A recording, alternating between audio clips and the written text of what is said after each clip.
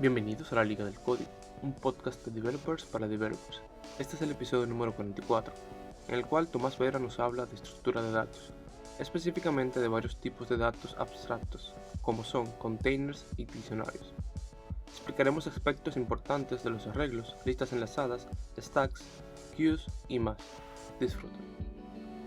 Bueno, el día de hoy estamos Tomás Veras y Winner Crespo y vamos a hablar de estructura de datos. Tomás Veras se ha pasado un tiempo estudiando sobre estructura de datos y quiere compartir con nosotros sus descubrimientos o lo que ha aprendido con respecto a esto.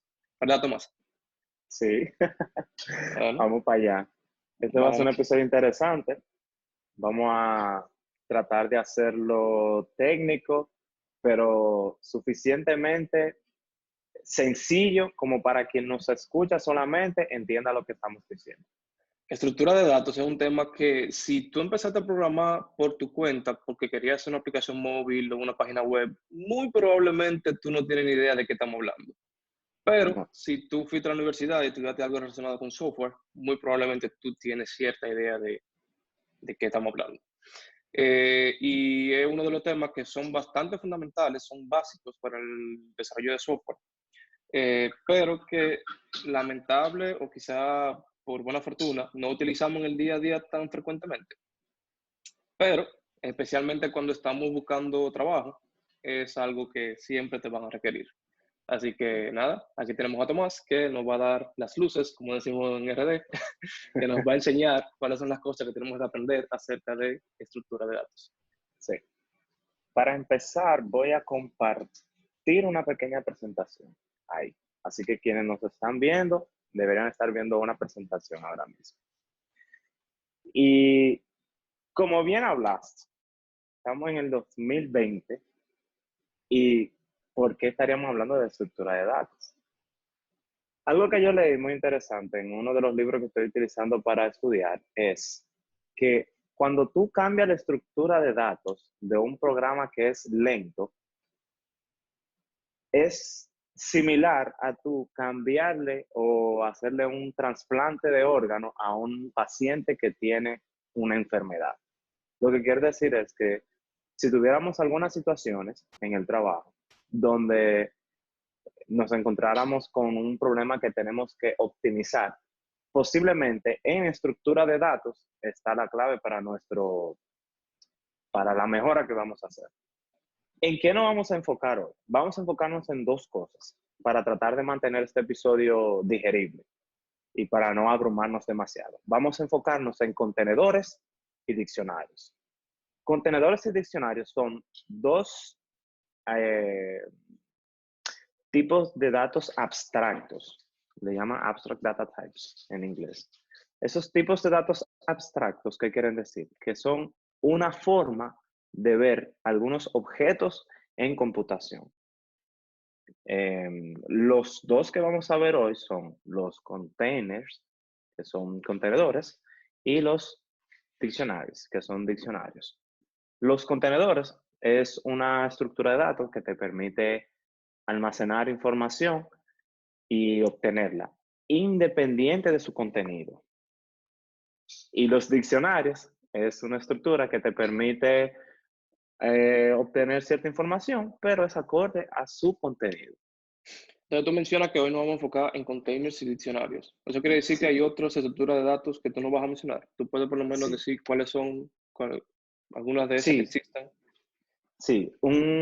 Una también que es muy interesante son los priority queues, que son un tipo de contenedor en especial.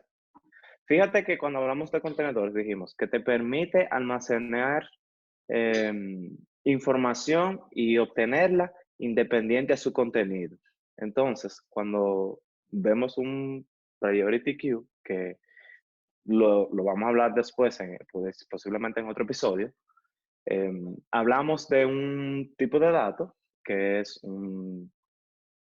¿cómo explicarlo de manera digerible? Ok. Un queue, que lo vamos a ver más adelante hoy mismo, que dijimos que es un contenedor, es una cola en español. Es decir, yo pongo los elementos y los voy obteniendo según el orden en que yo lo puse en el contenedor. Por eso tú dices que puedes acceder al dato per se, la información que tú estás obteniendo, sin importar su contenido. A ti no te interesa cuál es el contenido que tiene per se, sino en qué orden entró, en este caso. Entonces, los priority queues son un tipo de cola que tiene algunas maneras específicas de tú insertar información en él y obtenerla. Pero vamos a ir más adelante. Yo creo que todo va a ir tomando más sentido acorde vayamos avanzando. Vamos a empezar con, con la clasificación de las estructuras de datos. Generalmente hay dos cosas que clasifican Generalmente las estructuras de datos se clasifican de dos formas, o continuas o enlazadas. Una estructura continua son aquellas estructuras que cuando tú almacenas información en la memoria RAM de la computadora, la información está de manera secuencial. Y una enlazada es que no está de manera secuencial en la memoria. Un ejemplo de una estructura continua sería, por ejemplo, el arreglo, el tipo de datos que nosotros utilizamos. Y una pregunta, ¿eso Y depende del sí, lenguaje en el cual estamos hablando, el tipo de datos arreglo? así es. Porque, ok. Sí, así es. Eh, bueno, el arreglo como tal, el concepto arreglo como tal, a eso se refiere, a tomar un bloque de memoria y almacenarlo. Sin embargo, como bien tú mencionabas, que varía por lenguaje, vamos a ver cuando estemos tratando las interioridades de los tipos de datos, cómo son sus implementaciones. Yo tengo algunos conceptos que te lo puedo traducir a JavaScript y otros que no son traducibles a JavaScript. Por ejemplo, cuando hablamos de una estructura enlazada, em, una estructura enlazada es que yo tengo objetos en memoria, pero no están almacenados de manera continua en la memoria. Yo tengo un objeto que tiene una información y dentro de esa información que tiene, él sabe llegar al siguiente objeto. Ese es un ejemplo de una lista enlazada. Pero más adelante te lo explico más digerido. Veamos, por ejemplo, el arreglo, que es una estructura de datos fundamental cuando se habla de estructura de datos continuas. Eh, Imagínate un bloque de memoria que yo tengo. Tengo una X cantidad de memoria. Una propiedad que tienen los arreglos es que cada uno de los elementos que lo componen tienen el mismo tamaño. Y como tienen el mismo tamaño, imagínate, por ejemplo, que tú puedes relacionarlo de esta forma. Imagínate que estamos en una calle y hay varias casitas una al lado de la otra. ¿Ok? Cada una de esas casitas son los espacios que nosotros tenemos dentro de nuestro arreglo para guardar información. Lo que nosotros metamos en cada una de esas casas van a ser las informaciones que están ahí, pero todas tienen el mismo tamaño. Eso es conveniente. ¿Por qué? Ah, imagínate que a cada una de esas casas nosotros le pongamos un número adelante y empecemos desde el cero. 0, 1, 2, 3, 4, 5. Si nosotros quisiéramos llegar a la quinta casa, a la casa número 3, nosotros podemos llegar rápido porque tenemos una manera de llegar a ella. Sabemos los números, sabemos en el orden que están, sabemos el tamaño que ocupa cada uno. A esos números en la puerta de la casa, en computación, si los relacionáramos con los arreglos, le llamaríamos índices. Y eso es lo que se conoce como un índice de un arreglo. Entonces, veamos la parte.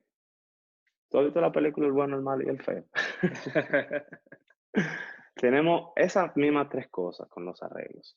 La parte buena de los arreglos es que nosotros podemos llegar de manera rápida, efectiva, constante a un lugar en específico, a una información en específica, si tenemos el índice de de esa información que nosotros queremos buscar. Es decir, si estamos en la misma calle de las casas que estábamos mencionando, yo necesito la información que está en la casa número 3, yo efectivamente puedo llegar allá.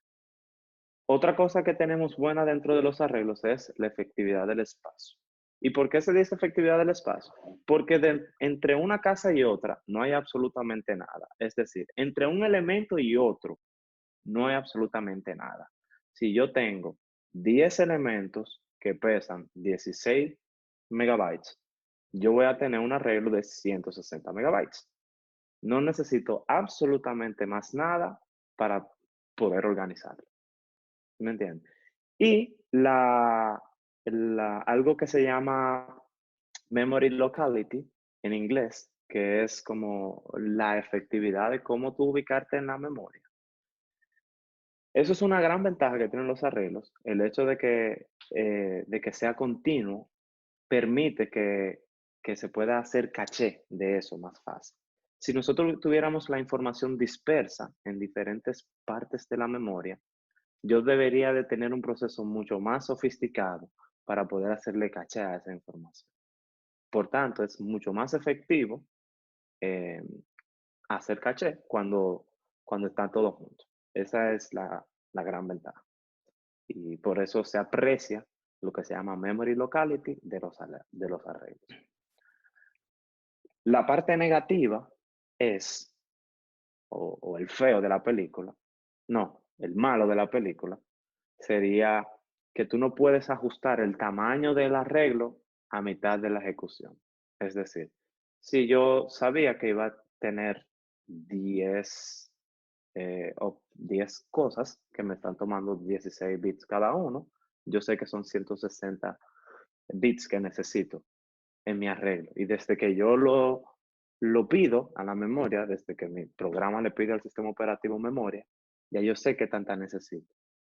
Pero eso no te permite, o bueno, no es tan sencillo tu poder obtener más espacio después de que el sistema te dio alguna. ¿Por qué? Porque él sigue entregando memoria a otras cosas que entonces no te permiten a ti de manera continua almacenar todas las otras cosas.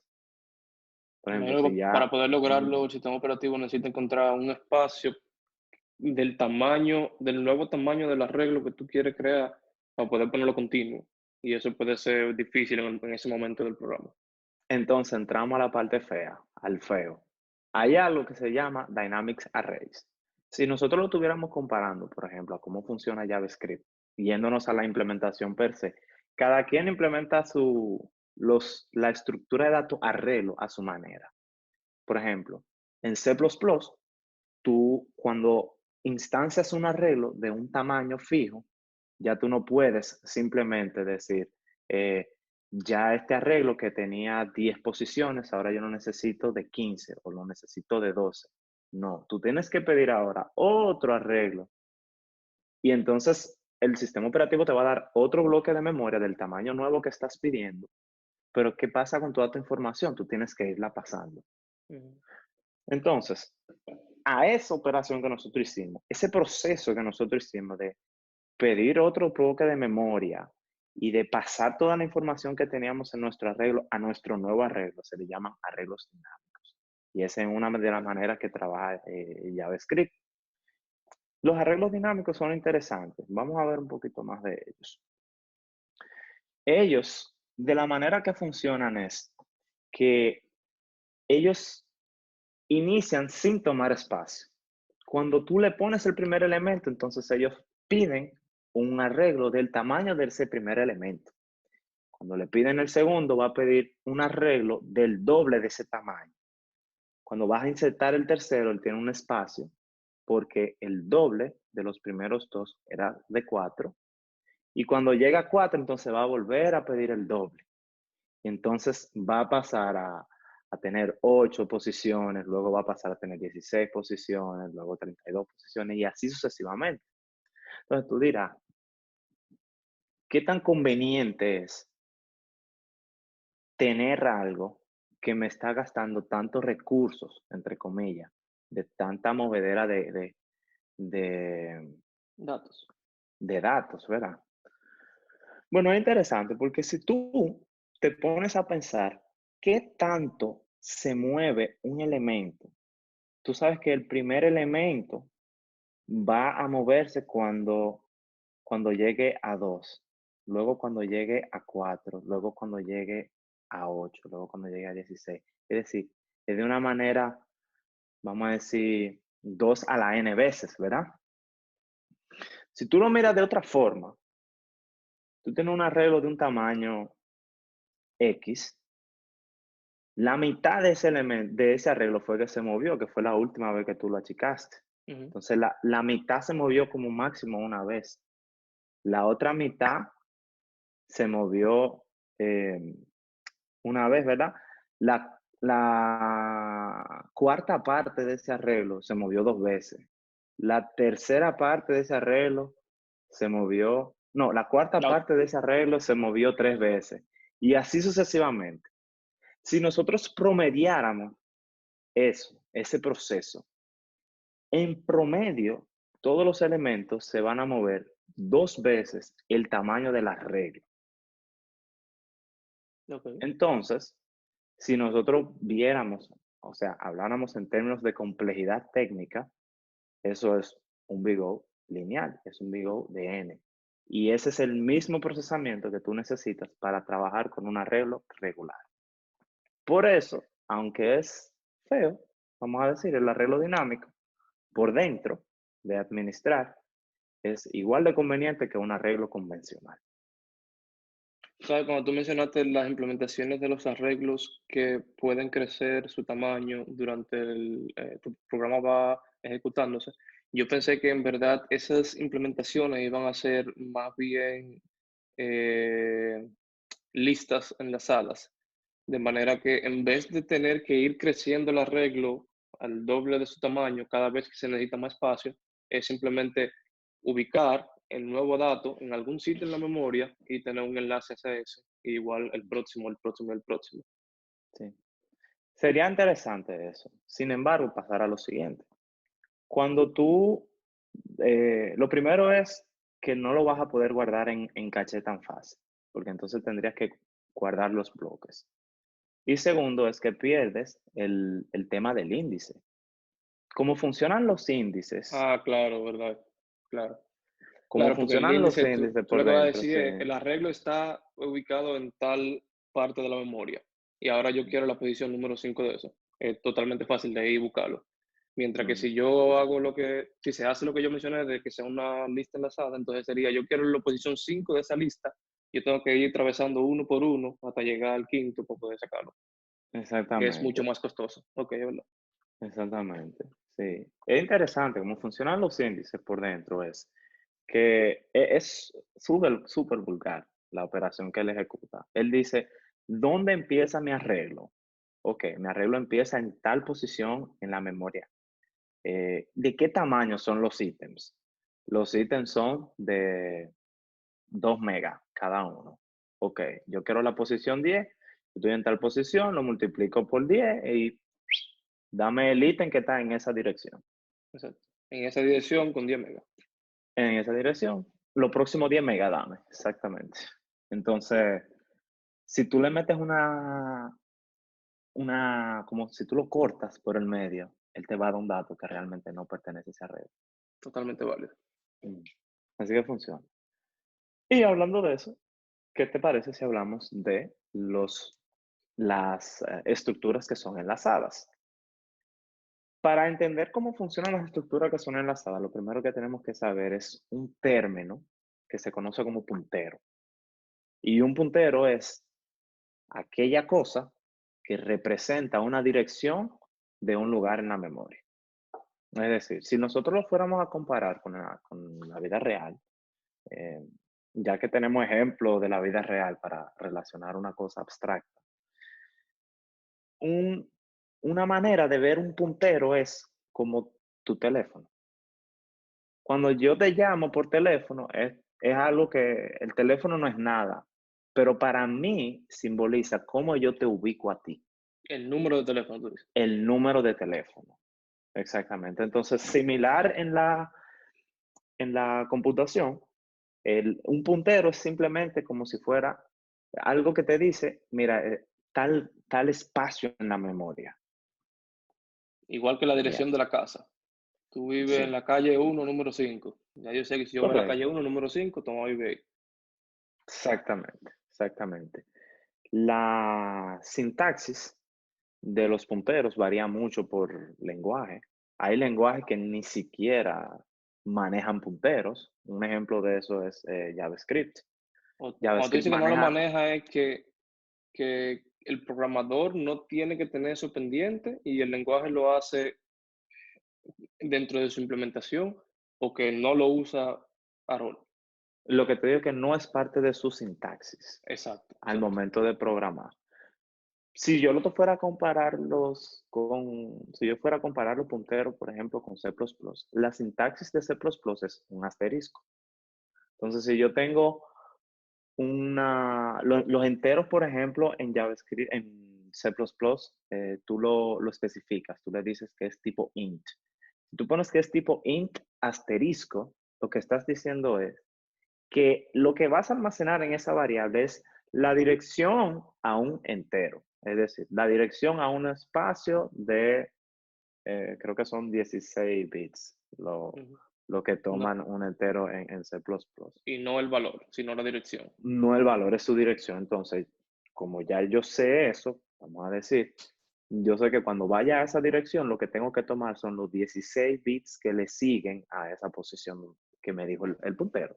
Y lo que tú quieres decir es que en JavaScript yo no tengo forma de decirle a JavaScript, dame la posición de este dato que yo tengo guardado en la memoria, sino que yo no me tengo forma de obtener su valor. Exactamente. Eh, JavaScript, es decir, la referencia ellos la manejan de cierto sentido, pero es diferente. Yo voy a poner dentro de los enlaces del episodio un ejemplo de una implementación de una lista enlazada en JavaScript, que eso te puede dar una orientación de cómo se ve una referencia en JavaScript, cómo tú puedes conectar objetos que están dispersos en memoria. Y hablando de eso, que mencioné una lista enlazada, sería bueno decir qué es una lista enlazada. La lista enlazada es la estructura de datos enlazada más simple que existe. Y consiste en que en vez de, por ejemplo, teníamos el escenario de un arreglo de números continuos en memoria. Si yo quisiera almacenar esos números en una estructura de datos enlazada, que pudiera ser la lista enlazada, sería el número más la dirección de dónde está el siguiente número. Como esa especie de cadena, es como que eh, si fuéramos un grupo de amigos, yo solamente tengo el teléfono tuyo, tú tienes el teléfono de otro amigo más de nosotros, de Germán, por ejemplo. Germán tiene el teléfono de Manuel. Y entonces ahí nosotros todos tenemos, somos como una especie de lista enlazada, porque cada uno tiene el valor de sí mismo y cómo llegar al siguiente solamente. Yo no tengo el teléfono de Germán ni tengo el teléfono de Manuel. Así que si yo de alguna manera necesitara decirle algo a Manuel, tendría que hacerlo a través de ti. Y entonces es como el concepto de una lista enlazada. En las listas enlazadas hay tres cosas, tres operaciones que generalmente se hacen, que son insertar información, borrar y buscar. Entonces, es interesante cuando empezamos a trabajar con este tipo de estructura de datos, porque son muy buenos ejercicios para temas de recursividad. ¿Por qué? Porque una lista enlazada tú lo puedes ver como un objeto recursivo. ¿En qué sentido? En el sentido es de que si yo tengo una lista como la que hablábamos, una cadena de 4 personas, y yo la corto en la mitad, cada una de esas son dos cadenas pequeñas. ¿Sí me entiende? Y si tuviera uno solo, es una cadena, pero de un solo elemento. Es una lista enlazada de un solo elemento. Entonces, ¿qué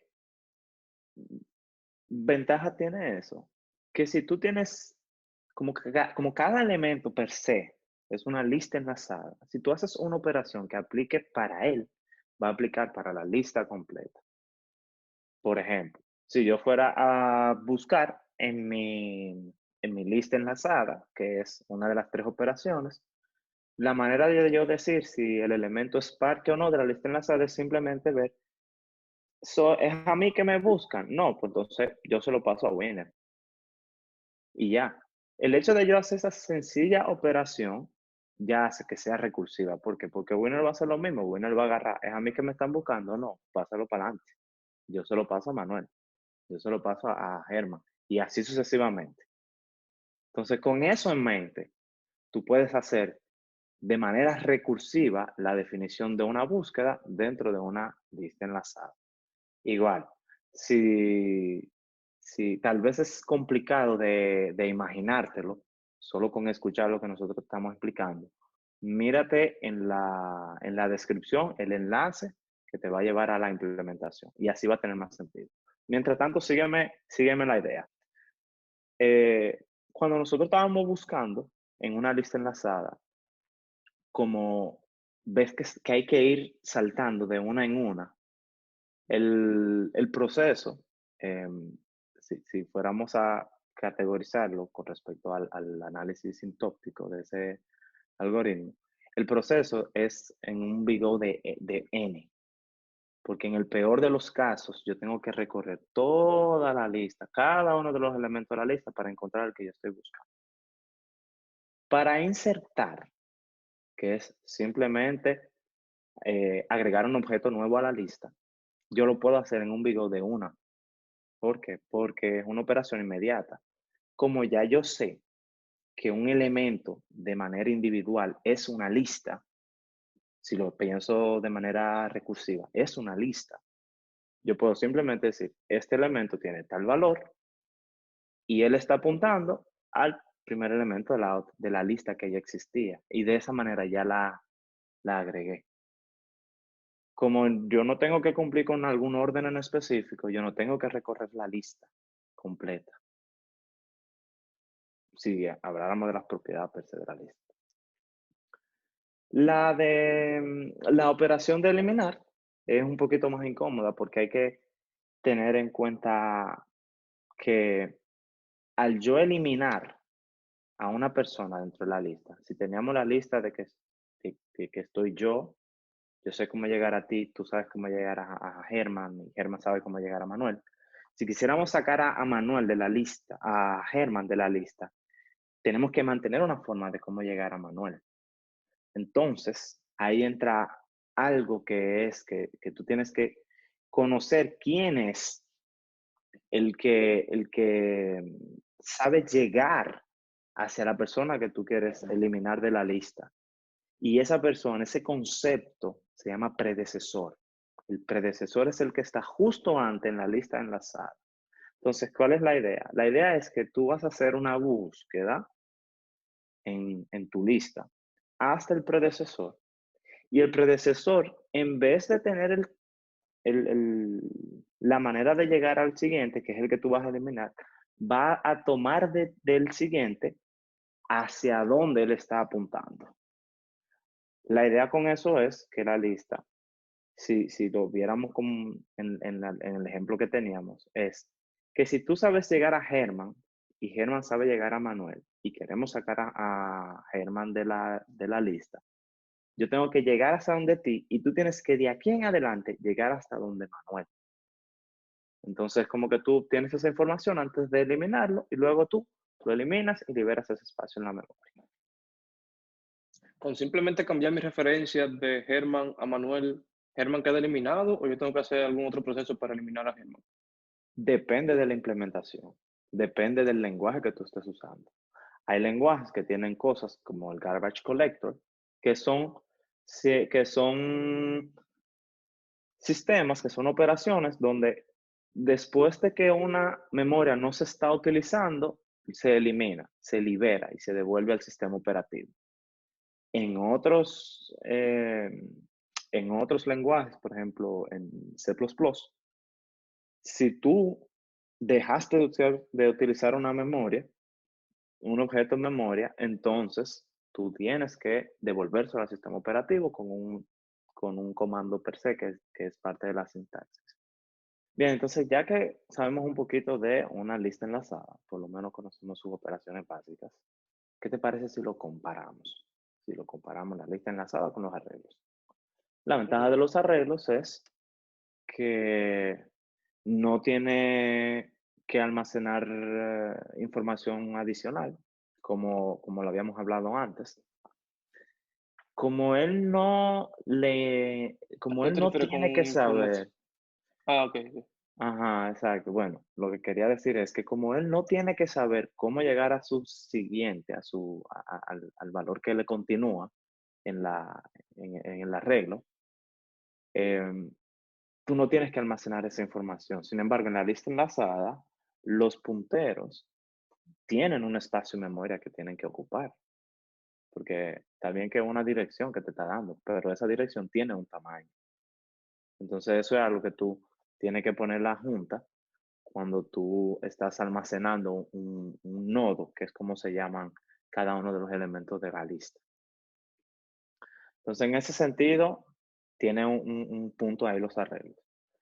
Em, Otra cosa es que es muy efectivo en un arreglo acceder a un elemento que está en una posición determinada, porque como bien dijimos, como está todo de manera continua, tú quieres un elemento X, el sistema operativo sabe cuál es la operación que tiene que hacer para llegar a esa posición de memoria y obtener ese dato. Y por último, como están todos continuos, lo hace que sea mucho más fácil meterlo todo eso en el caché. Es decir, esas son tres grandes ventajas que tiene el arreglo, tres cosas particulares de los arreglos. En las listas enlazadas, ¿qué ventaja tenemos? Que tú no vas a tener un overflow a menos que se te acabe la memoria. Y cuando hablo de overflow, ¿a qué es que me refiero? Es que recuerdas que en el arreglo, si tuviéramos el ejemplo de un arreglo dinámico, que cada vez voy duplicando y duplicando y duplicando y duplicando mi memoria. No es cierto que si yo tengo, por ejemplo, 2 gigas de memoria RAM y ya yo tengo 1 giga ocupado en mi memoria por un arreglo. No es cierto que esos 500 megas, bueno, dije, 2 espérate, gigas. El otro giga que te 2 queda, no gigas. es cierto que va a estar vacío para que tú puedas duplicar la regla otra vez. Exacto, vamos a Obviamente decir algo está utilizando ese giga. que de esos 2 gigas, de ese giga que me queda, de los 2 gigas que tengo 1 giga en un solo arreglo y el otro giga tengo, no sé, tal vez 500 megas ocupado en el programa en general. Esos 500 megas que me quedan disponibles no es suficiente para yo duplicar el tamaño de mi arreglo, entonces mi arreglo no va a crecer, lo cual hace que sea poco práctico el crecimiento. Pero en la lista enlazada, eh, como yo voy ocupando solamente el tamaño de un nodo cada vez que yo pido uno nuevo, yo pudiera almacenar muchos más elementos. Entonces eso es una ventaja que tiene. Insertar elementos es mucho más fácil que un arreglo y borrarlos. ¿Por qué?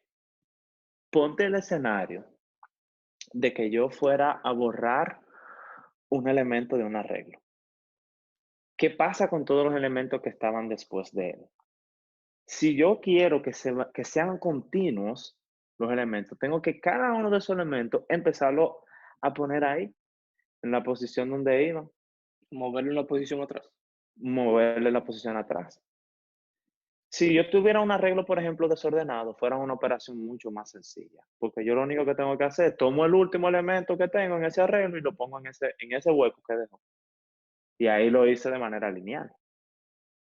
Sin embargo, esa operación de mantener la secuencia, de mantenerlo organizado en una lista enlazada es mucho más sencillo. ¿Por qué? Porque como ya dijimos, es solamente actualizar la dirección al elemento que yo estoy eliminando o al El elemento que estoy predecesor. insertando, al predecesor, exactamente.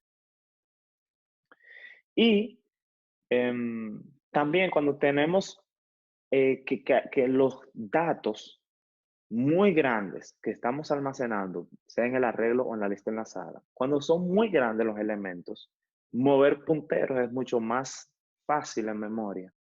O sea, actualizar un puntero es mucho más fácil que actualizar todo un elemento. Por ejemplo, en el mismo caso del arreglo, si yo tengo que empezar a mover cada uno de esos elementos y esos elementos son grandes, es una operación costosa para el procesador. Y más si el elemento que yo tengo va a necesitar varias instrucciones de mover cosas en memoria. Y si lo comparamos con el arreglo, entonces es mucho más sencillo decir no, simplemente apunta hacia allá y ya. Para continuar, Veamos los contenedores. Los contenedores son aquellos tipos de datos, ¿verdad?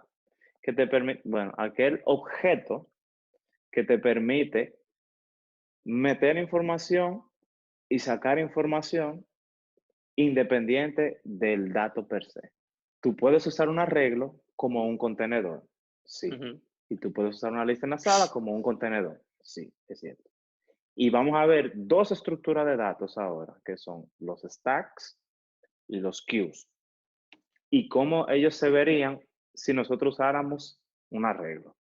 Un stack, que en español sería una pila, es una estructura que cumple con con un orden secuencial. Es decir, que a mí lo que me interesa no es el dato per se, sino en la secuencia que entró. Eso es algo que distingue a los contenedores. Los contenedores, como son independientes del dato, una manera de distinguir cuál es la información que me interesa en este momento es la secuencia. Y, y los dos que estamos mencionando, stacks y queues, son pilas y colas. En la pila me interesa que el último que entró sea el primero en salir. Y en las colas, lo que me interesa es que el primero que entró sea el primero en salir. Un ejemplo en la vida real de un stack es, por ejemplo, cuando hacemos un call, que yo lleno mi nevera de cerveza. Generalmente, la primera cerveza que sale fue la última que yo entré, porque es la que está más cerca. Cuando tú lo vas apilando, las últimas que tú entraste son las que quedan más atrás.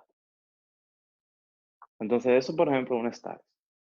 En inglés, el orden, que es last in, first out, se puede traducir a español. El último que entra es el primero que sale. Y me parece que las siglas en español se le conoce como WEPs. Tienen dos operaciones que son generalmente llamadas push y pop por implementación. Push es cuando tú metes un elemento al stack y pop es cuando tú lo sacas. Si tuviéramos el mismo ejemplo de la cerveza, un push es cuando yo estoy metiendo una cerveza en la nevera y un pop es cuando yo agarré la última cerveza que metí y la saqué. Esa es la idea dentro de los stacks. En contraste, los queues, que son las colas, cumplen con el orden en inglés, first in, first out. En español, el primero que entra es el primero que sale. Es una cola sencillamente como cualquier otra, cualquier fila que tú hagas. Generalmente, el primero que atienden en la fila del banco es el que tiene más tiempo ahí. Es el primero de la fila y así sucesivamente. Las operaciones de los queues generalmente se llaman enqueue y dequeue. Depende mucho de la implementación. Entonces ahora vamos a tomar, como tú decías, la estructura de datos de arreglo para hacer o para implementar un stack. Si nosotros nos fuéramos a un lenguaje en específico, por ejemplo JavaScript, JavaScript ya implementa el stack dentro del objeto que él tiene built-in, array. Y las dos operaciones que tiene el stack, él igual las tiene y le llama igual, le llama push y le llama pop. Así que cuando tú tienes un arreglo en JavaScript y tú estás haciendo una operación de push y luego estás haciendo operaciones de pop, tú estás implementando un stack.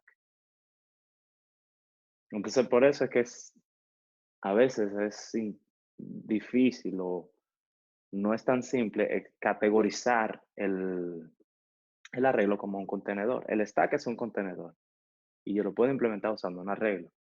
Pero como yo tengo todas las operaciones que necesito para decir que cumplo con un stack en los arreglos, entonces ahí llega la confusión de que, bueno, pero no es un stack. Yo lo que tengo realmente es un arreglo. Sí, en la implementación tienes un arreglo. Las operaciones que estás haciendo, lo estás manipulando como un stack, que es la estructura de datos abstracta. Como un container, que es la estructura de datos abstracta, y tú estás usando el stack. En el queue, por ejemplo, las operaciones en queue y dequeue en JavaScript se llaman distintas. se llaman, eh, shift, eh, shift y push. Entonces, mira, push lo pongo en el final y shift lo quito de adelante. Esas implementaciones son tan precisas que se comportan como el queue y el stack, que te alteran lo que tiene el arreglo. Si yo le hice shift, él lo va a retornar. Él no solamente me va a retornar el valor, sino que lo va a quitar del arreglo. Si yo me mantengo haciendo shift, eventualmente voy a tener un arreglo vacío. Y eso es una propiedad que tienen los contenedores, que cuando tú obtienes el elemento, lo sacas del arreglo per se, lo sacas de la estructura. Ahora sí hace más sentido para ti. Ok, entonces pasemos a otro tipo de dato abstracto, que son los diccionarios. Como nosotros hablábamos del tipo de dato container, que es que me permite poner y sacar información independiente de su contenido. Yo tengo los diccionarios que me permite poner y sacar información, pero acorde a su contenido. Y ahí hay cosas que, por eso te decía también, bueno, los arreglos no son containers, porque también puede ser diccionario. ¿Cuáles son las cosas que hacen que una estructura sea un diccionario? Que tenga estas 3 operaciones básicas. Tiene un search, tiene un insert y tiene un delete. Tiene una forma de buscar, que es dado la llave de un elemento, que puede ser su mismo valor, devuélveme unas referencias a ese elemento. Le puse referencia para no decir puntero, porque igual va a depender mucho por De la implementación que tenga en el lenguaje. Por la implementación que tenga en el lenguaje, sí. Y está la operación de insertar, que es simplemente agregar cosas nuevas a tu diccionario, y la de borrar, que es sacar un objeto de un diccionario. Yo puedo hacer eso también con diferentes estructuras de datos, y lo vamos a ver más adelante y lo vamos a comparar. Algunas implementaciones de diccionarios tienen 2 funciones más adicionales. Tiene una que es el máximo y el mínimo. Dame el valor máximo y el valor mínimo de este diccionario. Y tienen el predecesor y el sucesor, que es a partir de una referencia de un objeto, quién le va antes y quién le va después. Si estuviéramos hablando de números, el predecesor sería el número más grande que sea menor que yo. Ese sería mi predecesor. Si yo soy el 10, el más grande que tú tienes en el arreglo, en el diccionario, que sea menor que yo. Puede ser 9, por ejemplo. Si fuéramos enteros, 9 es el más grande. Si estuviera dentro del diccionario, claro está. Y el sucesor es exactamente lo mismo, pero